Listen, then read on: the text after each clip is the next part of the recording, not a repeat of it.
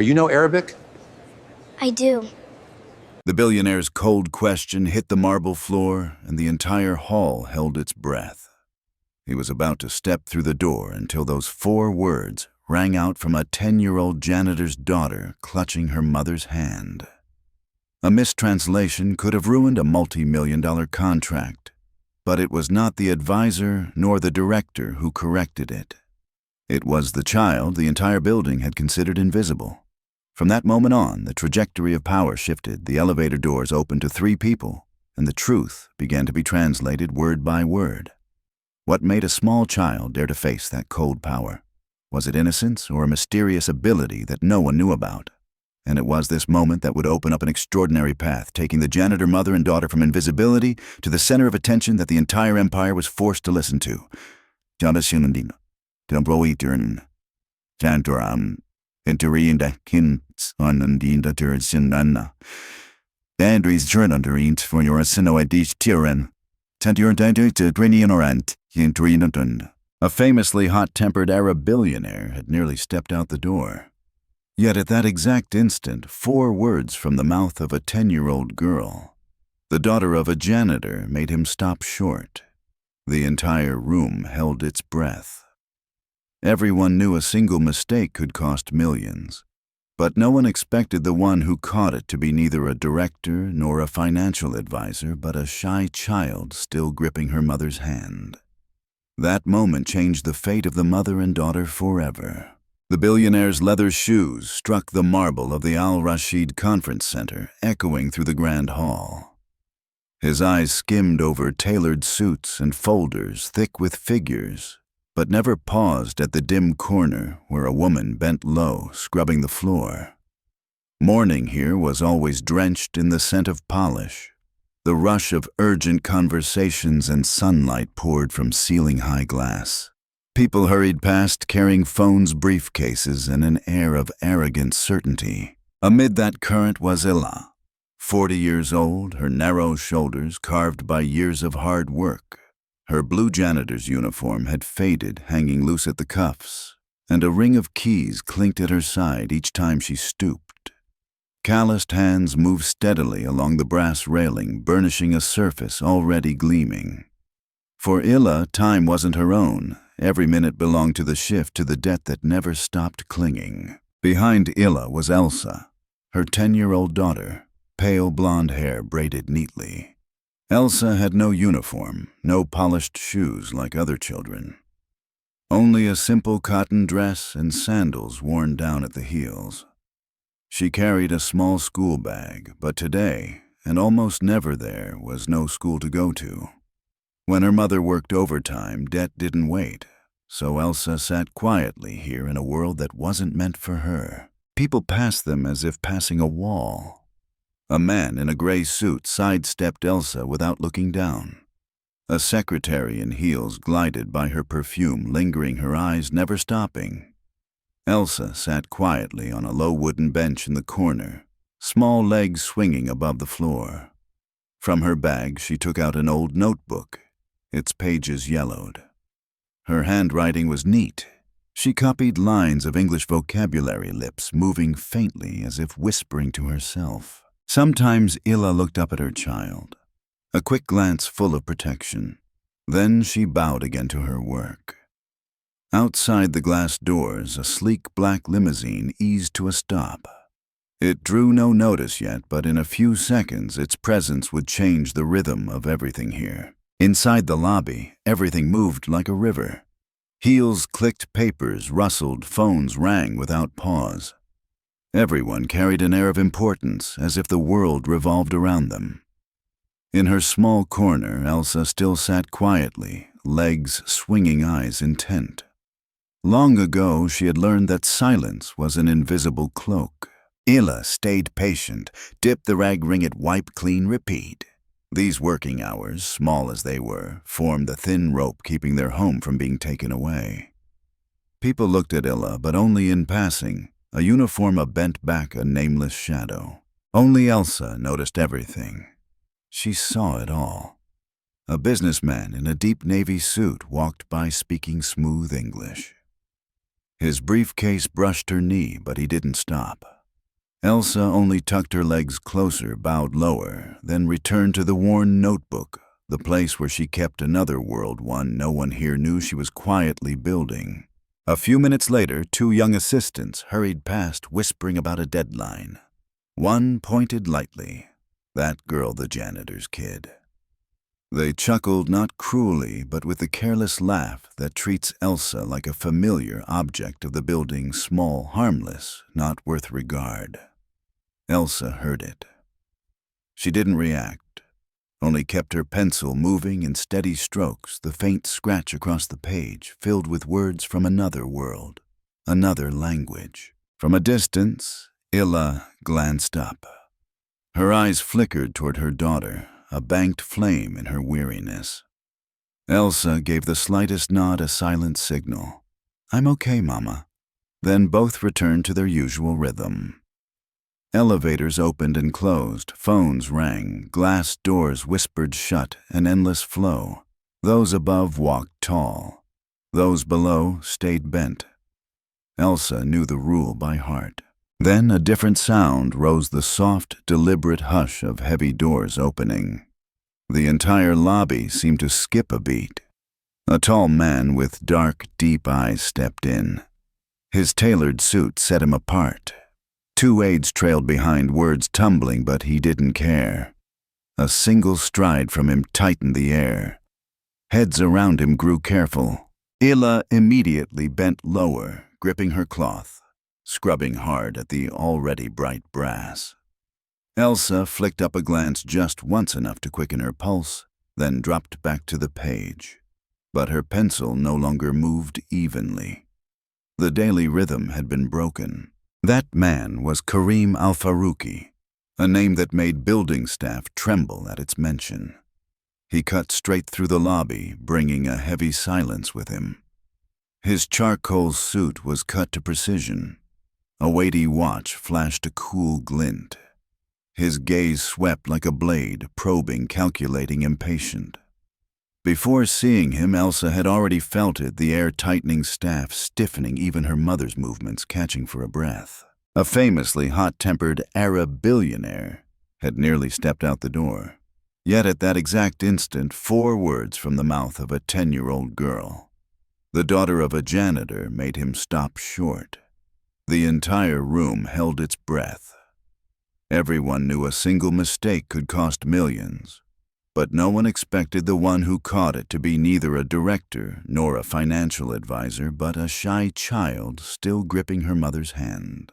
That moment changed the fate of the mother and daughter forever. The billionaire's leather shoes struck the marble of the Al Rashid Conference Center, echoing through the grand hall.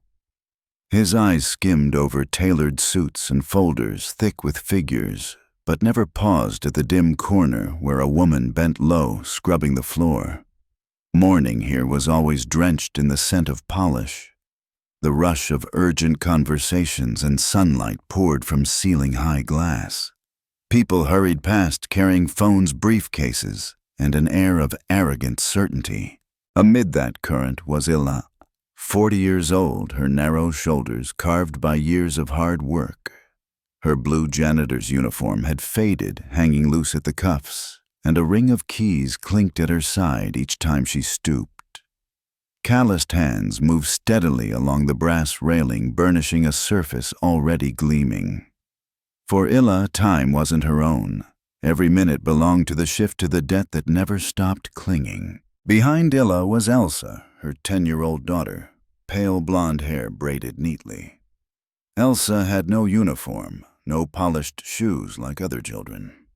Only a simple cotton dress and sandals worn down at the heels. She carried a small school bag, but today, and almost never there, was no school to go to. When her mother worked overtime, debt didn't wait, so Elsa sat quietly here in a world that wasn't meant for her. People passed them as if passing a wall.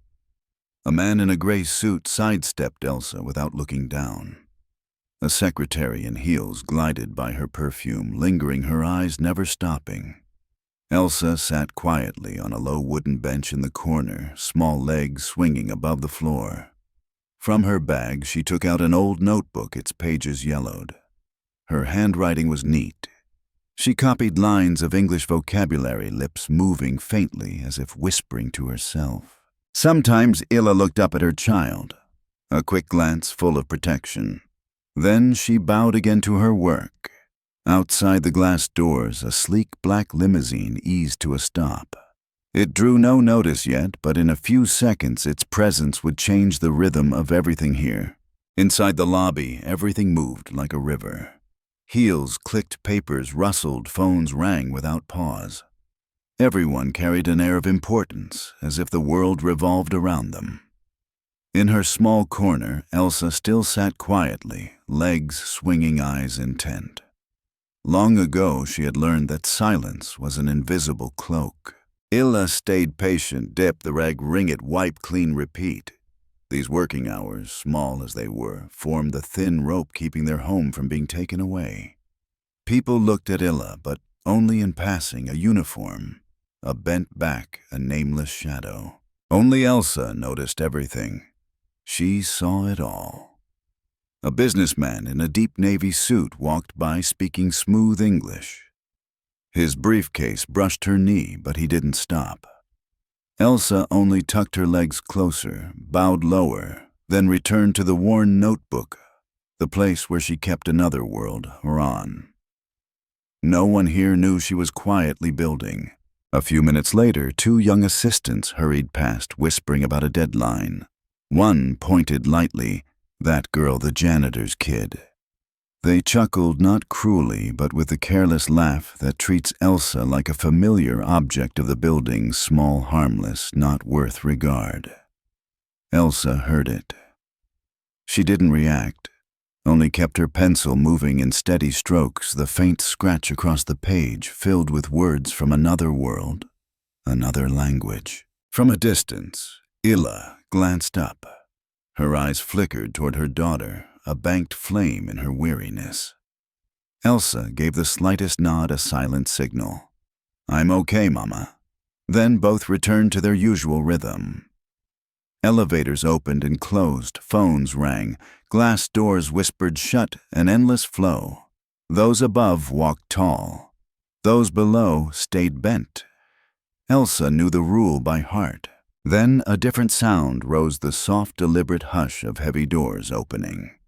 The entire lobby seemed to skip a beat. A tall man with dark, deep eyes stepped in.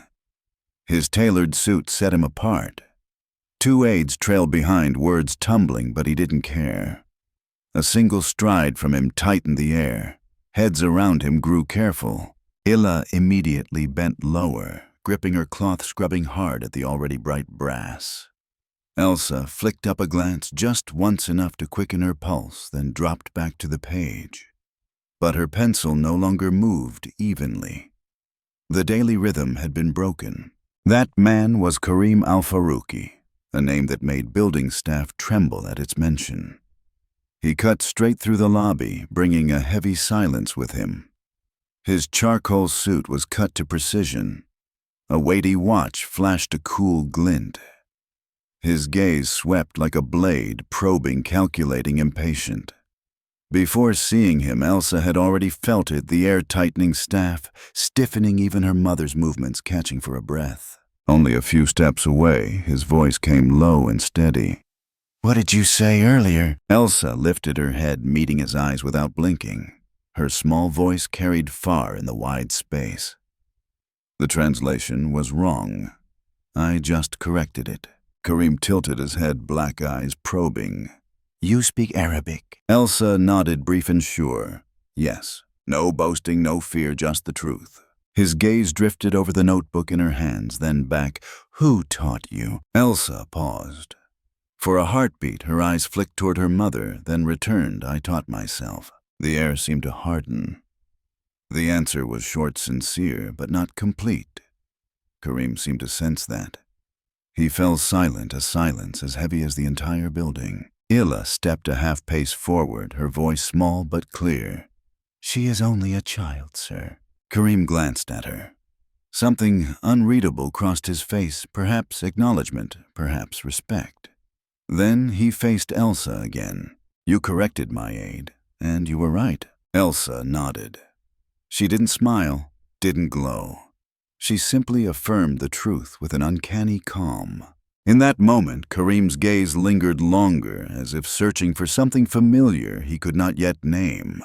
Then he turned, his voice rising like a command without harshness. "Come upstairs, both you and your mother."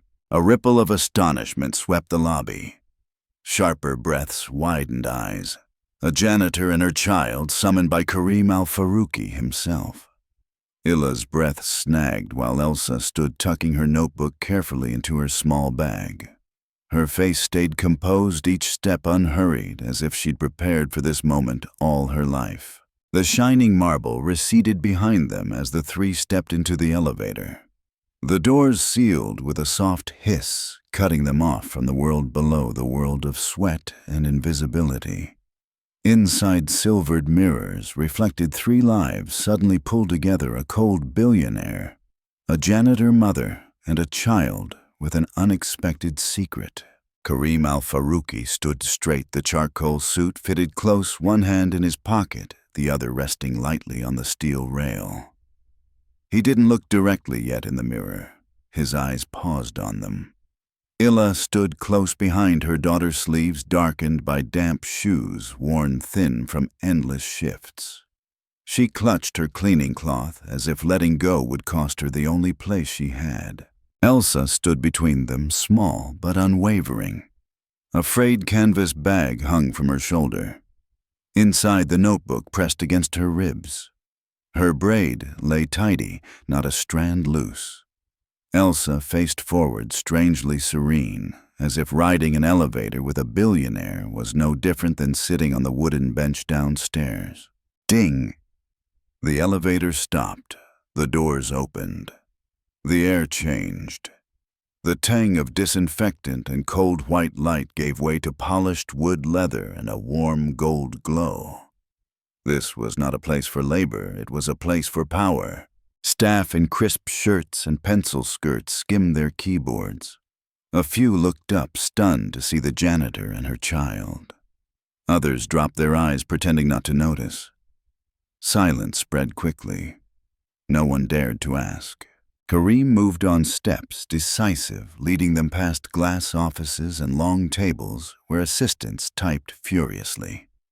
Illa felt dozens of stares pricking her back like needles. Someone like her shouldn't be here, she thought. But Elsa was different. She didn't cling to her mother, didn't shrink. Her steps were light, precise, the practiced quiet of one who had learned to move without drawing notice. Yet here she was no longer invisible. Every gaze followed her. Kareem stopped at a great oak door. He opened it himself, no aid required. The room inside was twice the size of Illa's small apartment. Walls were lined with bookshelves, maps, and dark leather chairs. A wide window framed the skyline towers, gilded by the noon sun. He gestured for them to enter. Illa hesitated, hand on her daughter's shoulder, as if to shield her from the wind. But Elsa stepped first, spine straight, unafraid. She walked into the room of power as calmly as she had sat in the lobby. Kareem closed the door. The soft sound landed like a verdict. From this second on, their past would be unearthed piece by piece. He moved to the broad walnut desk, slipped off his costly watch, and set it gently on a leather pad. He did not sit. Folding his arms, he leaned lightly against the desk, eyes fixed on Elsa. "Tell me," Kareem said, voice low but firm, "how a janitor's daughter can speak Arabic with such precision." Illa tightened, her heart pounding. The question held no insult, yet its weight left her breathless. She began to speak, but Elsa stepped half a pace forward, voice small, yet clear. "I learned from books. Old ones. My grandfather left them." Kareem tilted his head. "Your grandfather?" Elsa nodded.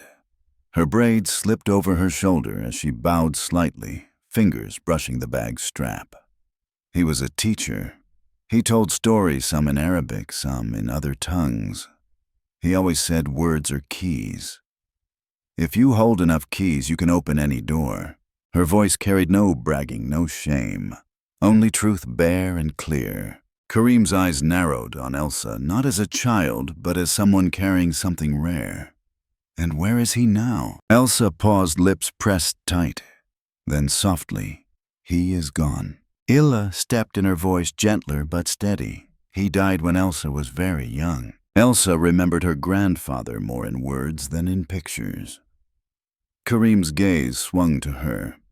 And you allowed her to keep learning? Illa nodded, eyes lowered. It was all we had left. His books, his lessons. I couldn't give her money, couldn't hire tutors, only those old pages. Elsa added softly. And Mama always told me to finish what I start, even if no one sees. Silence stretched taut as a hanging cable between them. Kareem glanced across the glossy, leather-bound spines, then back to the child who spoke of words as keys. He didn't press further, not yet. Illa clenched the cloth in her hand, eyes skimming Elsa with a look both steadying and warning. Enough, you've said too much. Kareem straightened from the desk, his voice low and resonant. Even the way you speak carries discipline. That is not common in a child. Elsa replied without hesitation. It is natural when you have little else. For the first time, a faint tremor passed across Kareem's face. Not quite a smile, but its shadow. Maybe a memory, maybe recognition. He turned to the horizon where sunlight burned gold across glass towers. And so the first layer was opened enough to stir interest, not yet the whole truth. He turned back slowly. Books alone do not create such fluency. It wasn't an accusation, only certainty. Elsa tightened her grip on the strap and lifted her chin a little. I read every day, even when the lights were cut. Illa flinched, eyes glistening. She whispered, heavy with truth. There were months we couldn't pay for electricity, she read by candlelight. I told her to rest, but she wouldn't. Elsa added, even-toned without pride or sorrow. Language does not wait for bills. The room went still. Illa bowed her head, hand brushing her daughter's shoulder as if to soften the truth just laid bare. She is always like this. Once she begins, she doesn't stop. Even when She swallowed. Even when I needed her to help me work. Kareem's gaze sharpened. You had her work? Illa shook her head at once. No, never. She is a child. But when I could no longer afford school, I thought it better she rest that she play. She refused. She sat in corners with books so heavy her hands trembled. A flicker crossed Elsa's face, the first crack in her calm. It wasn't only because I liked it, her voice softened, but because I didn't want Mama to feel alone. Illa's breath caught. She turned away, blinking fast to dam her tears. Shoulders that had learned to stay rigid under years of weight slumped for a moment. Kareem saw it. His expression didn't change, but his silence ran long enough to show he understood. He walked slowly to the shelves, fingers gliding over gilded titles, many forgotten for years. His voice came without turning. Discipline born of hardship is both a gift and a curse. Elsa said nothing. She sat still, small hands entwined over the notebook resting on her lap. At last, Kareem faced them again. His gaze traveled over both the child, upright and calm, the mother exhausted, but unbroken. He spoke with a measured weight, as if sealing a decision yet unspoken. I understand enough. Illa exhaled, eased but still taut. She knew this was only the beginning. The past had forged Elsa, but the real test would come in the present. A pounding knock rattled the oak door. An aide entered, face-pale tablet clutched tight. Sir, the guest from Abu Dhabi has arrived, but the translators aren't here yet. They're calling from the airport traffic. Kareem lifted a hand. Silence fell. His gaze slid toward Elsa. The room seemed to shrink, everything narrowing to the child and the mother beside her. For a long beat he said nothing. Then his voice came deep and precise. Bring the girl. The aide froze. Sir! Kareem's eyes sharpened, just a flash of command's blade, both mother and child. The aide faltered, eyes flicking to the blotched uniform on Illa's shoulder, then to Elsa's small frame. He didn't dare object. He bowed, avoiding his employer's gaze. Illa's heart thudded. She gripped her daughter's shoulder. Sir, she is still a child. This place is not for her. But Elsa looked up at her mother, blue eyes steady. Her voice was soft but sure.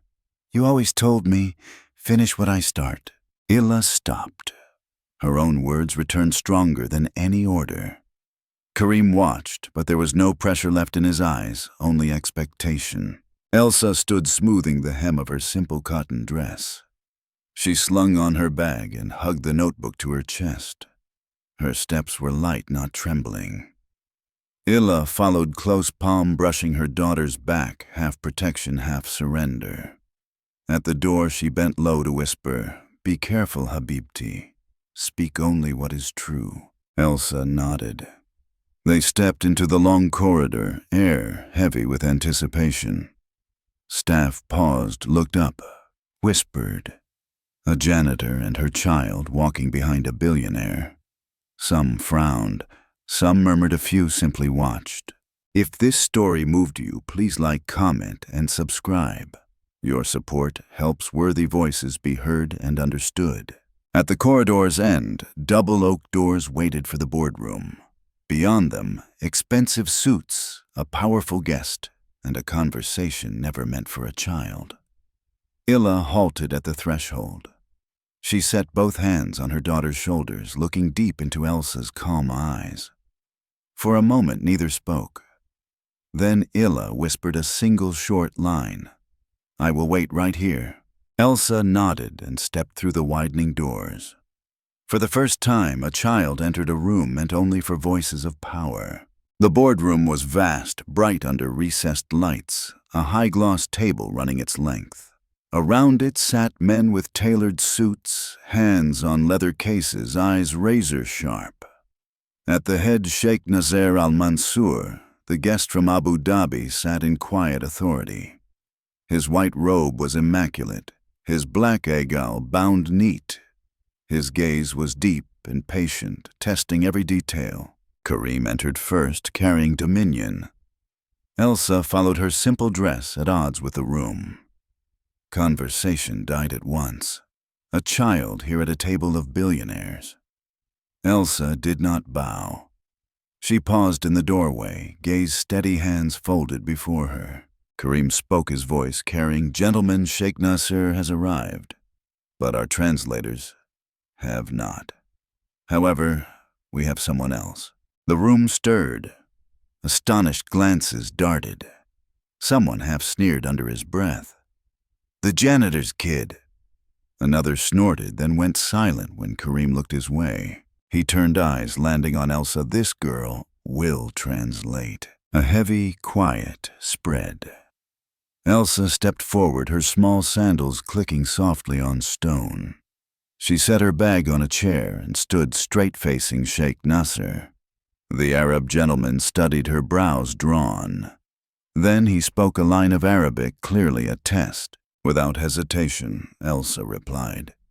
Her voice flowed soft and smooth, the pronunciation flawless. Her Arabic filled the boardroom, surprising everyone present. A beat passed. For the first time, surprise flickered over Sheikh Nasser's stern face. He asked more, a longer, subtler sentence with layered intent. Elsa listened closely, head tilting slightly, then answered with precision. Kareem rendered the meaning in English for the board. No stumble, no error. A perfect bridge. Leather chairs shifted. Faces once disdainful were now unsettled. Someone murmured, unbelievable. Elsa didn't smile, didn't seek approval. She simply did the work, small voice steady as if it were obvious. At the doorway, Illa stood half hidden in shadow. Her hands were tight, but her eyes shone with restrained pride. The room of power had changed hue. With a handful of words, Elsa made men accustomed to authority fall silent. The meeting ended. Instead of the usual clamor, the guests left slowly, eyes lingering on the girl. Elsa gathered her notebook and bag, carefully unhurried, needing no extra words. At the door, Sheikh Nasser paused. He looked down at Elsa, his face calm and unreadable. In Arabic, he spoke a single sentence just for her. Elsa answered just as softly, voice clear and respectful. He gave one nod, then rose. His aides followed, leaving thick silence behind. In the long corridor, no one spoke first. Then whispers began to ripple like small waves. "Just a child, the janitor's kid," an aide muttered. "But did you hear her voice?" Another replied, equal parts awe and doubt. "Even professional translators can't match it." A secretary hugged her clipboard and whispered, "She speaks like she was born for it." Not all words were sweet. Someone grumbled, "A trick," memorized lines and a show. But whether admiration or suspicion, the news spread, sketching a dozen different stories about the blonde girl. Every look thrown toward Elsa carried a shade of meaning, curiosity, envy, respect, doubt. Elsa felt it. She always did. But her pace stayed calm, eyes forward, expression unchanged. Illa could not hide it, though. Fragments of gossip pricked her ears like small thorns. She tightened her grip on her daughter's strap head, lowered, both guarding and afraid. Karim followed a few steps behind, silent. He heard the whispers too, but didn't stop them. He let them travel. At the elevator, a young assistant stepped aside, quickly holding the door. His gaze followed Elsa in half respect, half disbelief. The cab slid down in quiet. Illa set her hand on her daughter's shoulder, thumb stroking the bag's strap as a reminder. Her lips pressed tight, holding back warnings yet unsaid. Elsa stood straight, her braid lying neat down her back, face serene. She had entered unseen. She left with the whole building watching. The lobby doors opened. The looks were already waiting. Whispers outran footsteps. Staff lifted their heads. Guards shifted stance. Even the receptionist who once dismissed Elsa now stared openly. Illa felt each gaze like weight across her back. She wanted to hide her child from the peering eyes before admiration curdled into jealousy. But Elsa walked slowly, small and composed, as if she carried nothing at all. At the center of the lobby, Karim stopped. Aides gathered behind him with papers and tablets, whispering reports. He raised his hand. Silence fell at once. His voice rang clear, filling the space. "This child is not here by accident. She carries an ability many of you do not, and that ability deserves respect." A tremor moved through the hall. Some bowed their heads. Others stared harder, skeptical, but no one spoke. Karim turned back to Elsa, his voice measured. "I will not insult you with token gestures. What you carry is worth more than applause. If you choose, I will see that you receive study training and access to what your talent requires, not charity recognition." Illa drew a sharp breath, stepping closer, fingers brushing her daughter's arm. Her voice shook, but held, "Sir, she is very young. Promises like this could bind her life." Karim met her eyes. There was no anger, only certainty. "I do not bind. I open doors. The choice is hers." The crowd waited. Elsa stood still, notebook pressed to her chest. She looked from her mother to the tall man before her. For a long moment she said nothing. Then her answer came quiet and firm. "I don't want to be decoration. If this is for my words, then yes, I will study." Karim inclined his head, solemn, decisive. An aide scribbled fast arrangements already in motion. The receptionist stared wide-eyed. A guard muttered, "Incredible." Illa stood rooted, half pride, half dread. Her hand trembled as she brushed a strand of hair from her child's brow. Elsa leaned softly against her face, composed as if the moment's weight sat lightly on her shoulders. From that instant, Elsa was no longer invisible, no longer just corridor whispers. The next day, mother and daughter returned. Illa wore the same gray uniform, freshly washed hair tied tighter than usual.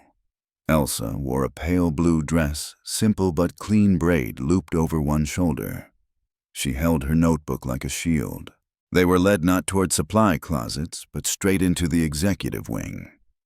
Carpet softened their steps.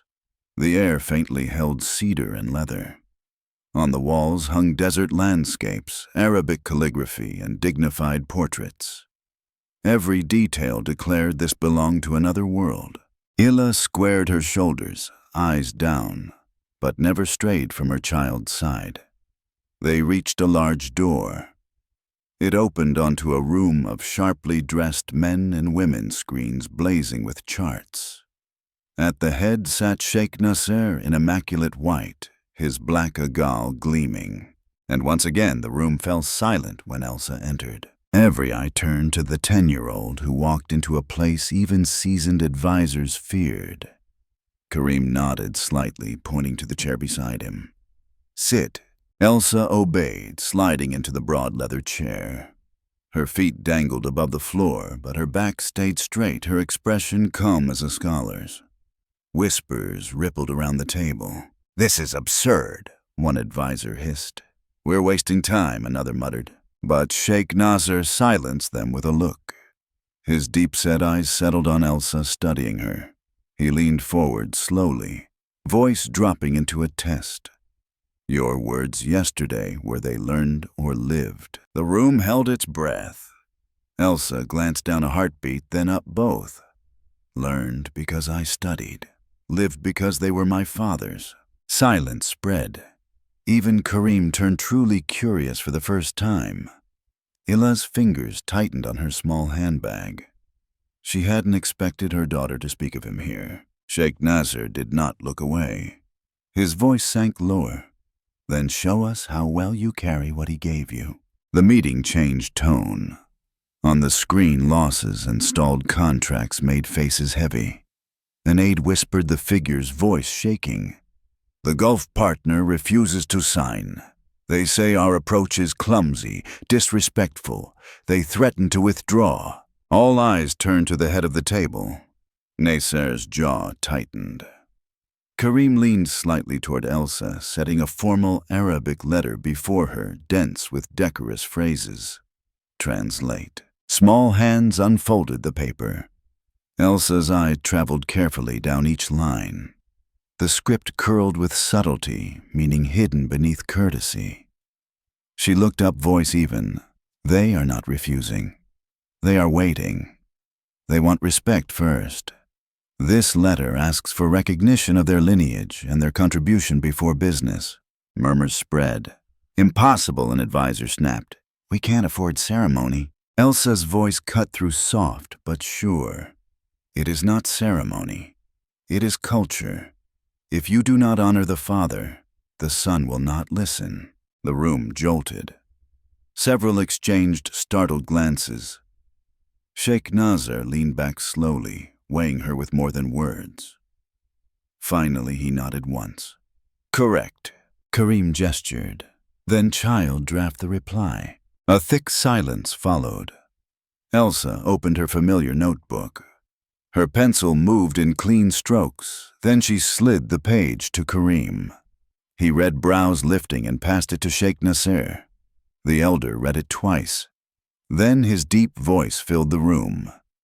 This is how it is done." The advisors were speechless. Illa sat near the wall, hands clasped tight, heart pounding. Her 10-year-old child had just spoken with the authority of generations. The response went out, and the reply came faster than expected. The Gulf partner answered, not only softened, but openly respectful.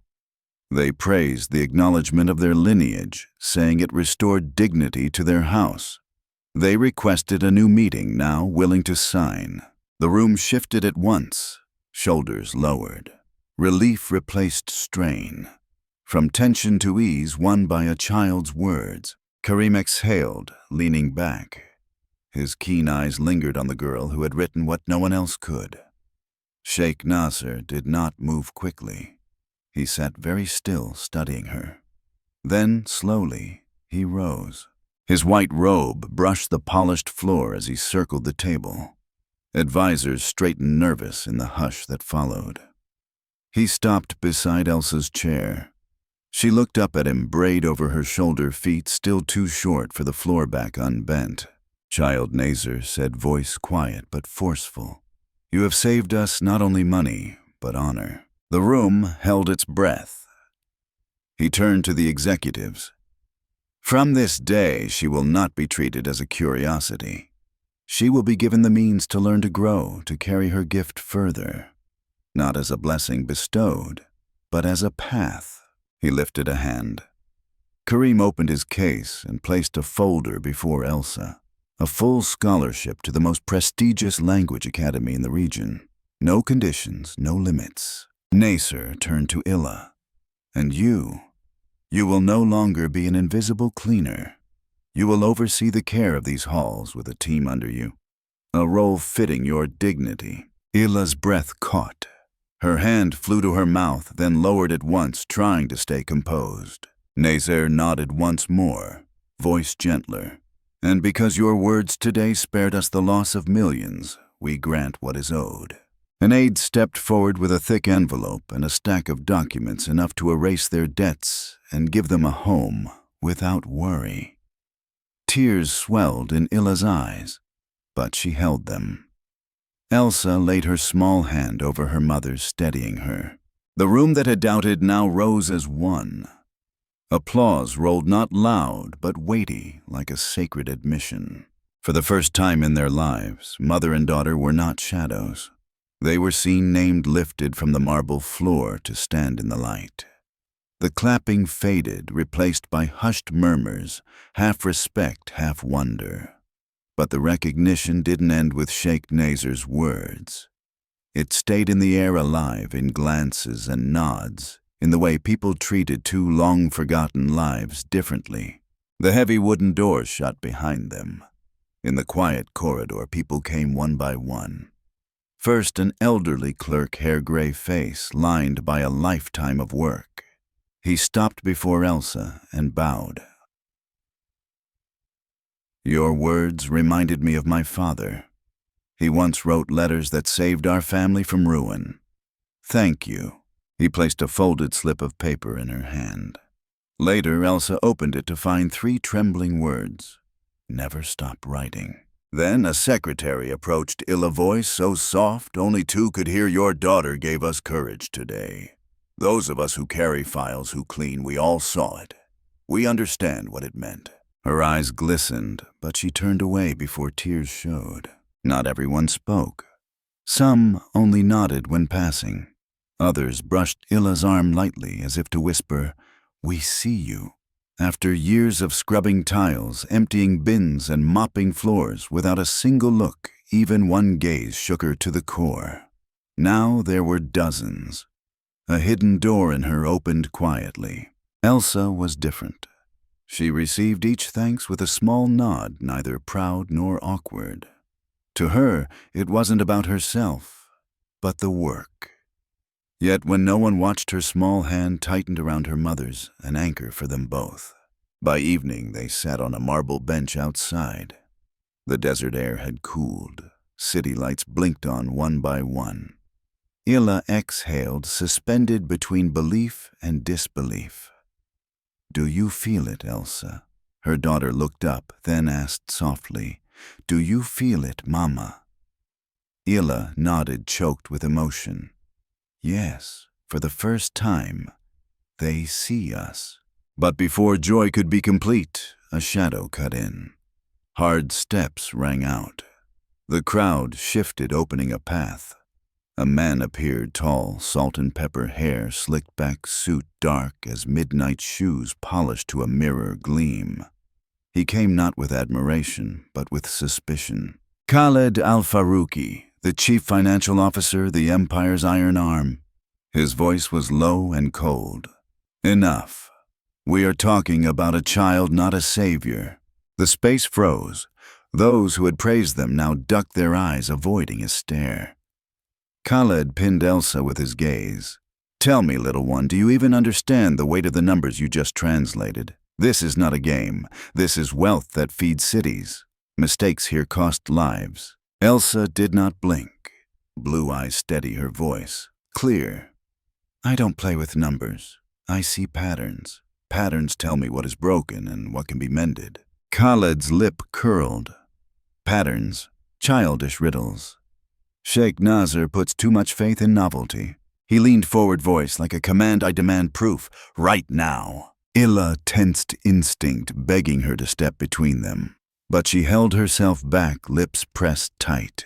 She knew this was the moment her daughter had to stand alone. Her hands twisted the fabric of her apron, but she did not move. Silence stretched. Eyes darted between Elsa and Khaled. At last, Elsa answered low but unwavering. You may test me, sir. But remember, when truth comes from where no one expects, it remains truth even from a child. A murmur rippled. Khaled stiffened. He had never been challenged by a voice so small. His jaw set hard. Finally, he pointed toward the inner office's voice sharp as a blade. Very well, you'll have your chance. Come. His words pressed down like a storm massing. What began as recognition tilted toward a trial. Ila's eyes followed her daughter's small figure as Elsa stepped forward, her heart heavy with fear but burning with pride. The test was no longer an honor. It was a defense. The corridor to the board chamber stood silent, tense. Elsa's small shoes tapped the marble, the sound swallowed by the high ceiling. Illa trailed one step behind, clutching her apron tight. She wished she could carry her child, shield her from the storm ahead. But Elsa walked on with steady pace, as if she belonged there. The chamber doors opened. Inside, a large oval table dominated the room. Screens lined the walls, streaming numbers and contracts in Arabic and English. Several advisors leaned back in leather chairs, whispering about the spectacle. At the head sat Sheikh Nasser, face grave, unreadable. Khaled stood beside him, eyes sharp, posture rigid. This is the matter at hand, Khaled said, pointing to the screens. A shipment of steel delayed in transit. Documents missing. Penalties in the millions if not resolved today. Let's see if your prodigy has more than pretty words. Numbers filled the screens, a maze of figures, signatures, and codes. Advisors shifted, skeptical yet curious. Elsa climbed onto a chair at the side of the table. Her small hands pressed the glossy surface as she leaned forward. Her lips moved silently, eyes moving from one column to the next. Men twice and thrice her age watched as a blonde child studied what they'd wrestled with for days. Minutes stretched. The tension was unbearable. Ila's hands were knotted white, her eyes never leaving her daughter. Then Elsa spoke, quiet but clear. The transit contract wasn't signed by the proper authority. She pointed to the corner of a digital document. This stamp is counterfeit. The real papers are being held back waiting because someone knew the penalties would make you pay more. But the cargo is safe. It hasn't moved. Advisors leaned in. One tapped furiously on his tablet, face draining. She's right, he murmured. The shipment is still at port. The penalty is false. The room erupted, half disbelief, half shock. Sheikh Nasser raised his hand and silence fell. He turned to Khaled. You demanded proof. There it is. Khaled opened his mouth, then shut it. Pride wrestled with the undeniable. His silence was louder than any protest. Elsa sat back calm as if she'd solved a classroom riddle. Illa exhaled, her chest loosening at last. A child had cut through deceit where trained men had faltered. Doubters had no shield left against the truth. The chamber stilled even as the storm of whispers died. Screens dimmed, advisors straightened. And for the first time that day, Sheikh Nasser's expression softened. He leaned forward, voice steady. Child, you cut through shadows where even trained men stumbled. Tell us, how did you see what we could not? Every eye turned to Elsa. Her small frame looked even smaller in the vast leather chair, yet her back stayed straight, hands folded on the polished table. Illa stood nearby, silent eyes wet with pride. Elsa drew a breath. When she spoke, there was no arrogance, no hesitation. My mother taught me to look closely, not only at what is written, but what is missing. People overlook small marks because they trust what looks official. But truth hides in small things. Her words hung in the air, simple, plain, heavy. One advisor leaned back, murmuring wisdom from a child. Another older man closed his eyes, recalling long-forgotten lessons. Elsa looked around the table, blue eyes calm. You all have more knowledge than I do, more experience, but sometimes experience makes us hurry, makes us trust the wrong stamp or skim the wrong name. I just had more time to see. She paused. Her gaze shifted to her mother. Illa bowed her head slightly, grateful and humble. Sheikh Nasr studied the girl in silence, unreadable. Then he nodded once deliberately. Truth spoken without pride is the hardest to ignore. Khaled shifted, jaw tight, but did not speak. Elsa lowered her eyes again, fingers folding tighter. Her words had not been a performance. They were her truth offered with the quiet dignity of someone who understood the value of silence. Around the table, people used to wealth, power, and speed sat in rare reflection. A child had reminded them of what they'd forgotten, patience and the humility to see clearly. Illa breathed deep. For the first time, she didn't feel like a shadow in the room. She stood straighter, lifted by her daughter's words as much as the crowd had been. The lesson had been shared not by speeches, but by a few undeniable lines. The chamber changed, and so did its people. The day ended in quiet. A car brought them back to the narrow street they still called home. The air held a hint of rain. The cobbles shone dark and damp. Illa unlocked the door, hands trembling not only with fatigue but with an unfamiliar lightness. Elsa followed, carrying two things that didn't belong to their old life. A thick envelope heavy with papers and a certificate stamped with Sheikh Nasr's seal. The modest room, the worn wooden chair's curtains patched with careful stitches, felt different tonight, as if the walls themselves breathed easier. Illa set her janitor's uniform on the small kitchen table. She stared at it for a long time. For years it had been both shield and shackle. Tonight it felt like a period at the end of an old chapter. She folded it carefully, smoothing the fabric with a trembling palm, and tucked it into the bottom drawer. Her eyes shone, but no tears fell. Elsa stood quietly in the doorway, small hands holding the scholarship letter. The single lamp cast a halo over her pale blonde hair. She didn't clutch it with a child's glee, but with the solemnity of someone who understood every word's meaning. This was not just opportunity. It was a key to a new life, free from the debt, free from years of invisibility. She walked to the table and set the envelope before her mother. Her voice was a whisper, like a promise. This is ours. Illa turned and met her daughter's clear blue eyes. She said nothing, only gathered the girl into her arms, holding her close, as if to anchor this fragile miracle. They stood that way for a long time, needing no words. The silence was full of memory, of loss, of gratitude too large to speak. Outside, neighbors passed by, shoes tapping softly on rain-damp stone. No one knew that behind this weathered wooden door, a transformation had begun, quiet but irreversible. Tomorrow the world might know. Elsa murmured, head on her mother's shoulder. But tonight, it's ours alone. Illa pressed her lips to her daughter's hair, voice trembling. You kept going because I never stopped. Elsa smiled softly, and you saw what I could not. The lamp flickered shadows curling over mottled walls. In that small home, they were no longer just a janitor and her child. They were proof that strength can rise from where no one expects. From dust, dignity had been restored. But in the room's corner, another envelope slipped under the door, silent, unnoticed. It bore no academy seal, only a stark signature, Kareem Al-Farouqi. Inside a few short lines, recognized talent must meet its trials. The door is open, but the road has only begun.